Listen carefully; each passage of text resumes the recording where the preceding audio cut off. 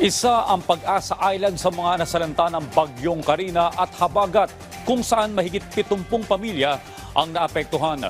Patuloy naman ang pamamahagi sa kanila ng tulong ng pamahalaan. Yan ang ulat ni Bien Manalo. Taong 2020, kasagsagan noon ng pandemya. Nang manirahan sa Pag-asa Island, Kalayaan, Palawan, si Cristina Del Rosario, 52 taong gulang kasama ang 3 anak. Tubong Puerto Princesa, Palawan.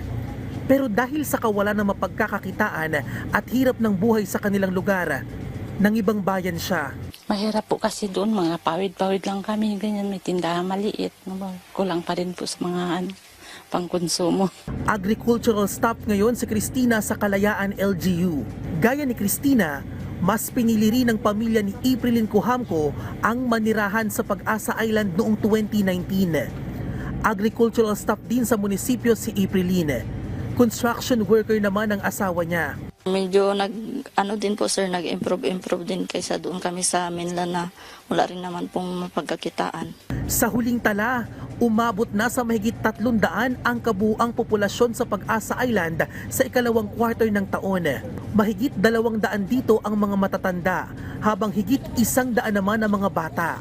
Ayon sa lokal na pamahalaan, kawalan ng mapagkakakitaan ang pangunahing dahilan ng mga tao sa pangingibang bayan. Kaya nila pinipili dahil sa hirap nga ng buhay doon sa Puerto Princesa.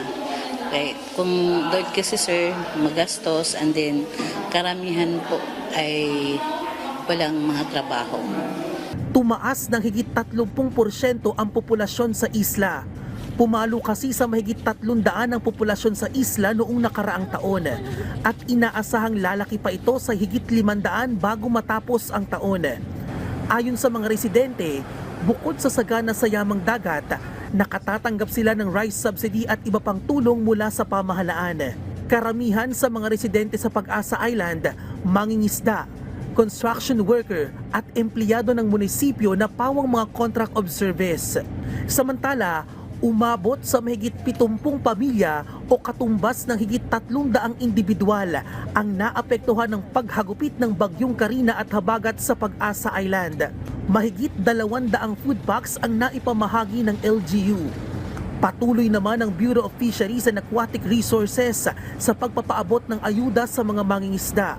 Kabilang na ang pagbibigay ng bangka at iba pang gamit sa pangingisda. Bien Manalo para sa Pambansang TV sa Bagong Pilipinas.